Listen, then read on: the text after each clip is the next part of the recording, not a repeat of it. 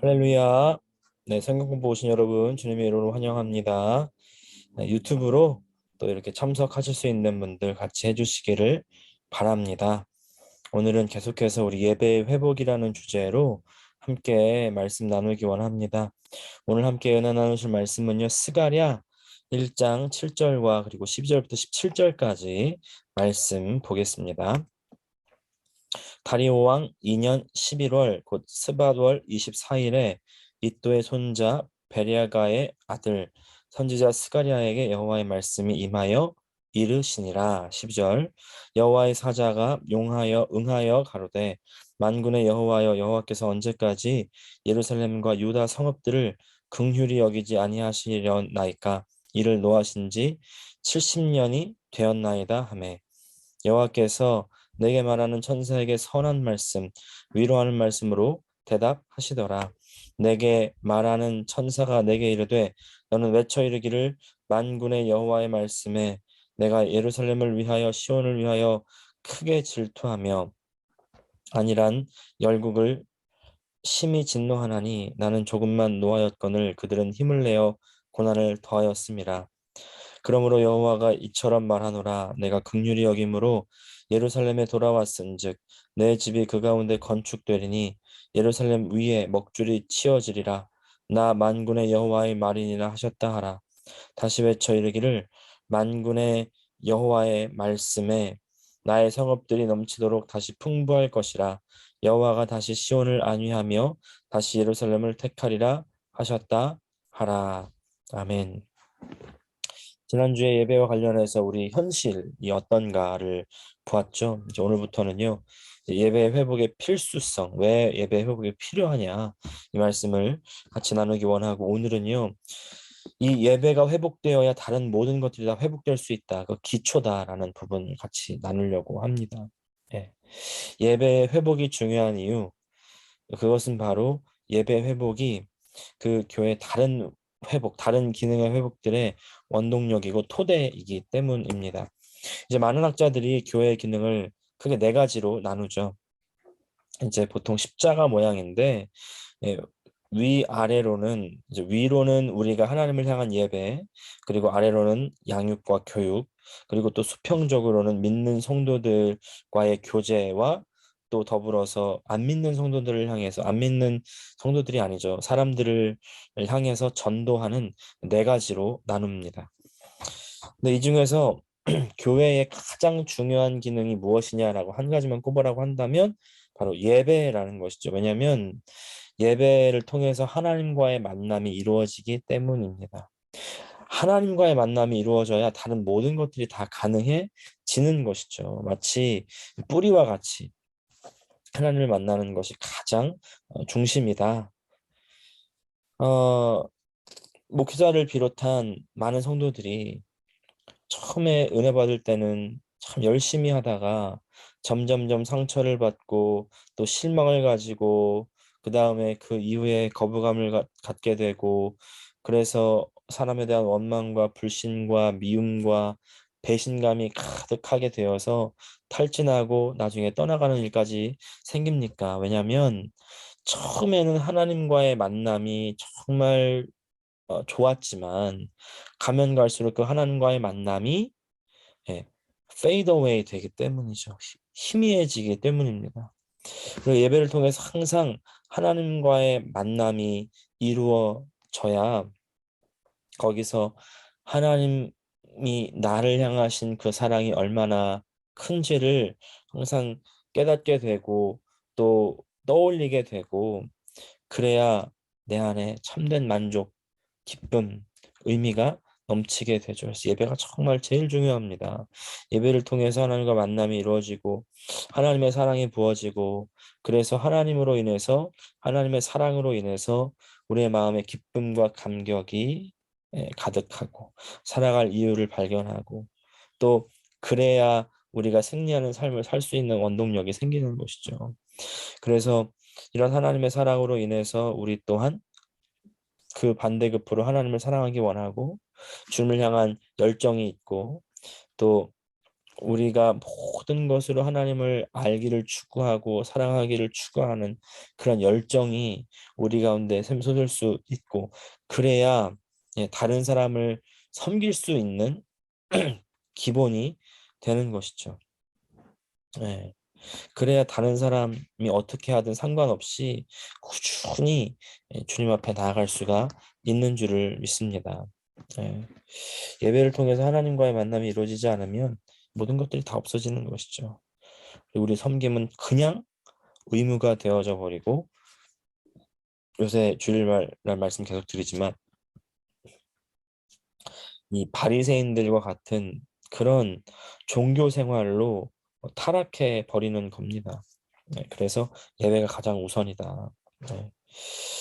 이제 교회가 회복되려면요, 가장 중요한 게 뭐냐면 그 복음이 있어야 되고, 그 복음과 함께 그 성령의 역사가 있어야 돼요. 예. 그래서 복음이 회복돼야 되고 성령으로 인한 부흥의 은혜가 있어야 된다고 얘기할 수가 있습니다. 뭐 우리 교회뿐만이 아니라 모든 교회들에게 똑같이 필요한 것일 텐데, 우리가 이 일에 내가 정말 복음 가운데 있는가, 그리고 그 복음으로 말미암아 내가 새로워질 때 성령의 은혜가 있는가, 예. 여기에 우리가 정말 포커스를 아주 집중할 때에 하나님의 놀라운 부으심이 있는 줄을 믿습니다. 예. 이것이 교회가 회복되는 유일한 길이에요. 사실 뭐 인간적인 방법으로 이런저런 것들을 막 다 계획하고 생각해 볼 수 있지만, 아무리 인간적인 계획을 세워도 이것이 사라지면 다 사라지는 것이죠. 예. 그리고 그렇게 혹시 겉보기에 잘 되는 것처럼 보인다 할지라도 아무 쓸데가 없는 것이죠. 사람의 모임이 되면 다 허무한 것입니다. 예. 그래서 십자가의 복음과 성령의 은혜, 이것이 항상 같이 이렇게 가야 돼요. 우리가 이 두 가지가 참 밸런스가 잘 맞아야 되는데, 어 아무리 교회 가운데 정말 성령의 은사가 나타났어요. 근데 그 성령의 은혜가 막 나타나도 그것이 복음 위에 아주 든든하게 세워지지 않으면 교회가요, 분리되고 오히려 상처가 아, 나게 됩니다. 그 대표적인 교회가 사실은 고린도 교회죠. 고린도 교회. 고린도 교회는 모든 은사가 다 부족함 없이 나타나지 않았습니까? 그런데 그럼에도 불구하고 고린도 교회는 영적으로 어린 교회였다, 이렇게 얘기할 수가 있죠. 육적인 교회였다.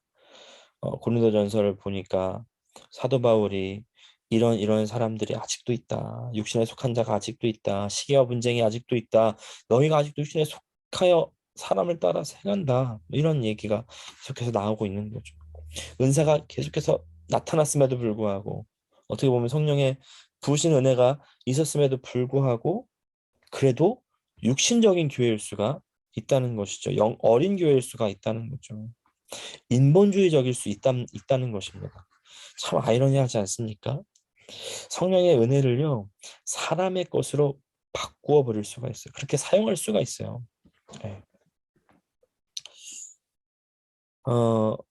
그래서 바울은요, 그 고린도전서에서 그런 문제점들에 대해서 이야기한 이후에 다시 편지를 쓸 때에 고린도 후서에서 집중적으로 십자가의 복음을 전하고 있습니다. 복음이 무엇인가? 예수 그리스도의 그 우리의 죄를 사하시는, 부활하시는, 그리고 우리에게 새 생명을 주시는 그 은혜의 역사가 조명되고 있는 거죠. 그렇게 회복이 되어야 교회가 올바로 설 수가 있다는 것입니다. 또 어떤 예가 있냐면 예루살렘 교회 같은 예가 있죠. 예루살렘 교회 전도도 굉장히 열심히 되어서 그 당시 예루살렘에 5만 명 이상 어, 성도가 모였다, 이렇게 기록이 있는데, 근데 문제는 뭐냐면요. 그 이후에 이제 전도가 더 이상 되지 않고 복음이 더 이상 전해지지 않고 끼리끼리 뭉쳐 있었다는 거예요. 그래서 그때 어떻게 됩니까? 하나님께서 핍박이라는 수단을 통해서 온 세상 가운데 흩어지게 되는 거죠. 예수 그리스도를 믿는 믿음의 역사가 이제 더 한 군데만 모여 있는 것이 아니라 흩어지게 되고 그 사람들을 디아스포라라고 하지 않습니까? 예. 하나님의 핍박을 팍 하신 건 아니었지만 그걸 통해서 선을 이루게 하시는 겁니다. 핍박 때문에 흩어져서 땅 끝까지 이르러 복음이 증거되는 겁니다. 우리가 그래서 모든 방면에 있어서 항상 밸런스를 맞춰야 되고 이제 그 모든 기능들이 회복돼야 되는데 예배도 마찬가지죠. 예배를 통해서 하나님을 만나고 하나님 마음 깨닫고 하나님의 그 빛을 받는 그 은혜, 그 열정, 그 갈망, 그것이요 어느새부턴가 식어질 수가 있고요. 그냥 내가 예배를 드려주고 내가 예배를 참석해 주게 될 때가 있습니다. 아주 큰 병입니다. 큰 병이에요. 제가 한번 여쭤보겠습니다. 예배 가운데에서 하나님의 사랑이 우리의 마음 가운데 아주 선명하게 비춰져서 감격하고 울었던 적 언제입니까? 언제세요? 예배 가운데 하나님의 그 은혜가 아주 선명하게 보일 때, 예. 이런 것이 지금 나타나지 않으면 지금 우리의 상태는 굉장하게 심각한 상태라는 것을 우리가 생각해야 됩니다. 거기서부터 나와야 돼요. 회복돼야 됩니다. 그것을 위해서 내 자신을 들이셔야 돼요. 그렇지 않다. 그렇다면 이렇게 기도하실 필요가 있습니다. 주님, 내가 그런 애절함과 갈망이 없습니다. 주님, 회복하게 도와주세요. 나에게 그 애통함을 허락해 주세요. 이렇게 기도하셔야 돼요. 오늘 이 부분을 더 집중적으로 보기 원하는데요. 오늘은요. 구약 성전 회복과 예배 회복의 연관성에 대해서 좀 알아보기를 원합니다. 구약 성전 회복을 보면요. 성전 회복이 왜 이스라엘의 다른 모든 회복을 위한 핵심이었는지를 우리가 볼 수가 있는데 구약에서 성전은 하나님께 예배를 드리는 곳입니다. 하나님께 기도하는 장소예요. 하나님과 대면하여 보는 하나님의 얼굴을 구하는 곳이었습니다.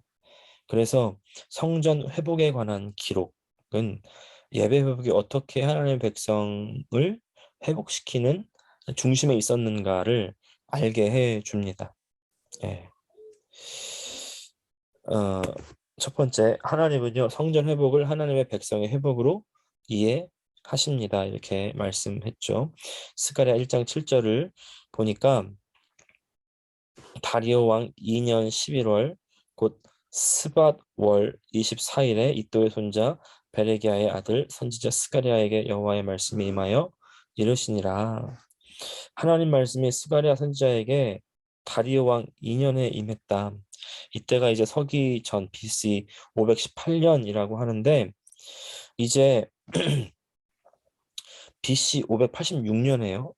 유다 백성이 망하죠. 그리고 나서 이제 예루살렘 성전이 불탔고 시드기야 왕의 두 눈이 뽑힌 채로 포로로 바벨론으로 끌려갑니다. 근데 예레미야서를 보면 하나님께서 이제 다가올 심판에 대해서 예언하시면서 동시에 70년 안에 그들이 회복될 것이다. 이제 70년 이후에 70년이 차면 회복될 것이다. 이렇게 말씀하십니다. 근데 바벨론은 사실 그때 가장 강대국이었는데 여기서 도대체 회복될 기미가 있을까? 전혀 꿈 같은 얘기죠.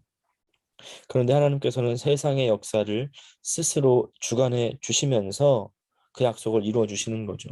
이제 BC 538년에 보면은 페르시아가 바벨론을 정복합니다. 그래서 그 페르시아 원년, 그 고레스 왕이 그 황제가 된 그 원년에 이제 유대인들에게 예루살렘으로 돌아가서 성전을 짓도록 이제 명령을 하죠. 우리가 지난번에 에스라를 통해서 함께 봤었는데, 그것이 이제 이사야에서도 예언됐고 에스라에서도 나오고요. 그리고 이제 수룹바벨의 인도 가운데 이제 5만 명의 유대인들이 먼저 예루살렘으로 돌아오죠. 돌아오자마자 성전 짓는 일을 먼저 합니다. 그때가 나라가 망한 지 48년이 된 해예요. 70년이 아직 안 됐습니다. 그래서 이제 48년째 된 그 해에 성전 짓는 일을 시작해서 2년 만에 성전의 기초가 놓였습니다. 아주 기뻐하죠. 그때가 이제 에스라서 3장 8절과 10절, 8절부터 10절인데, 이때 예루살렘 성전이 불타 없어진 지 정확하게 이제 50년이 된 때입니다. 근데 이렇게 이제 유다 백성들이 잘 자리를 잡아 나가니까 어떠냐면 그 주변 사람들이 두려워했습니다. 기억나세요? 그래서 이제 성전 짓는 일을 방해하고 또 아닥사스다 왕에게 고소하죠. 그래서 아닥사스다 왕이 성전 짓는 일을 금지시키게 됩니다. 이게요, 이 금지가 15년 동안 이제 금지가 되는 거예요. 네, 그 이후에 이제 BC 519년에 다리오 왕이 다시 즉위를 해서, 그리고 이제 근데 그때 2년 전에 BC 518년에 하나님이 이 사가랴와 학개를 통해서 말씀하기 시작해요. 오늘 본문도 이제 518년에 말씀한 내용입니다. 이때가 이제 586년에 나라가 망하고 성전이 불타 없어졌으니까 그때부터 68년이 된 해죠. 그때부터 이제 말씀을 하시는 겁니다. 그래서 12절부터 17절까지 말씀. 네. 그 말씀을 하시고 나서 여기 보면요, 정말 중요한 말씀이 나오는데, 이제 유다 백성들이 바벨론 포로에서 해방되어서 돌아온 지 정확하게 20년 된 해죠. 아까 48년 만에 돌아왔다고 했으니까요. 그럼 지금은 이제 68년째 된 해입니다.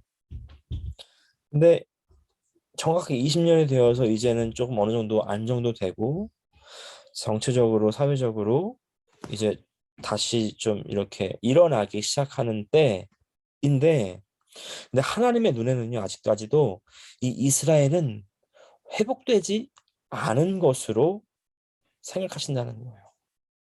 돌아온 지 20년이 되었고 다 자리를 잡아가고 이미 자리 잡았는데, 예. 아직 70년 만에 회복되겠다는 그 약속, 그 예언이 성취되지 않은 것으로 보고 있다는 것이죠. 이것이 정말 중요합니다.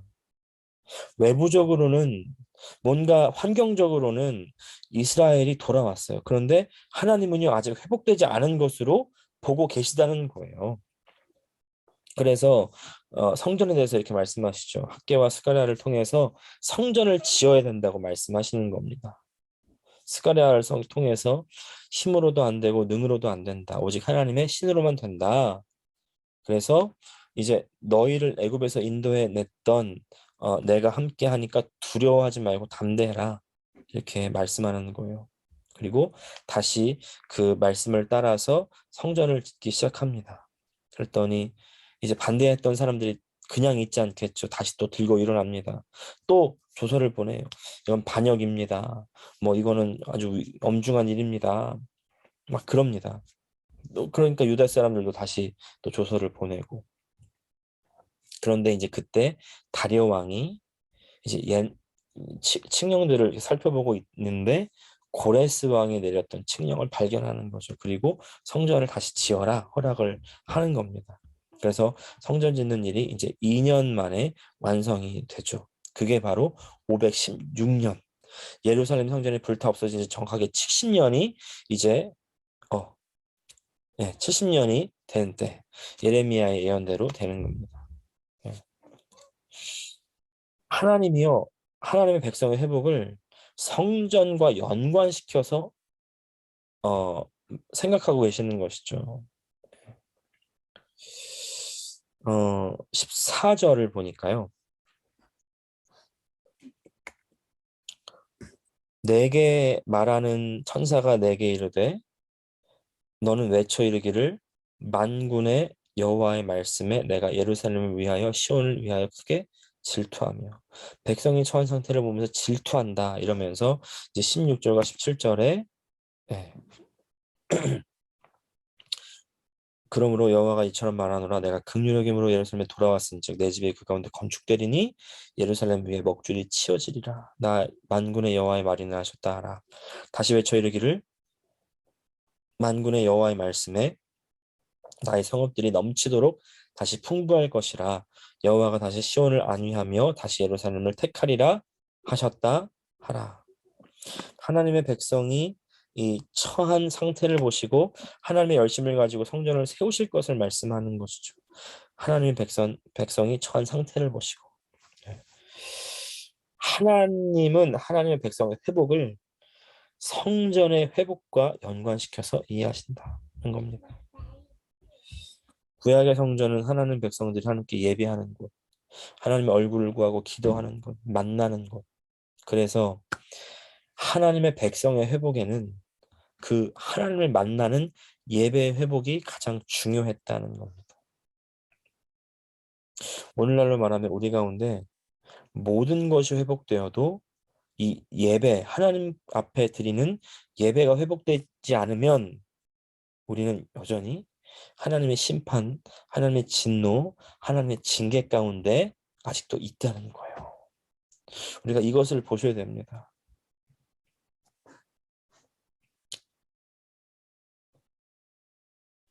하나님의 관점에서 우리가 좀 다시 생각해 볼 수가 있어요. 근데 왜 하나님은 성전 회복이 하나님은 성전이 회복되는 차원에서 하나님 백성의 회복을 이해하십니까? 그 이유는요. 성전이 회복되는 것과 하나님이 하나님 백성에게로 돌아오는 것이 연결되어 있기 때문에 그런 거죠. 이게 가장 중요한 겁니다. 성전하면 제가 에스라 때도 계속해서 말씀드렸지만 건물에 대한 것이 아닙니다. 건물이 아니에요. 예. 그래서 솔로몬도 이렇게 얘기하죠.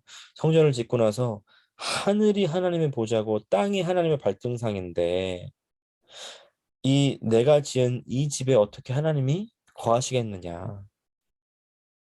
예. 그래서 이 전을 향하여 우리가 기도하거든 이렇게 얘기합니다.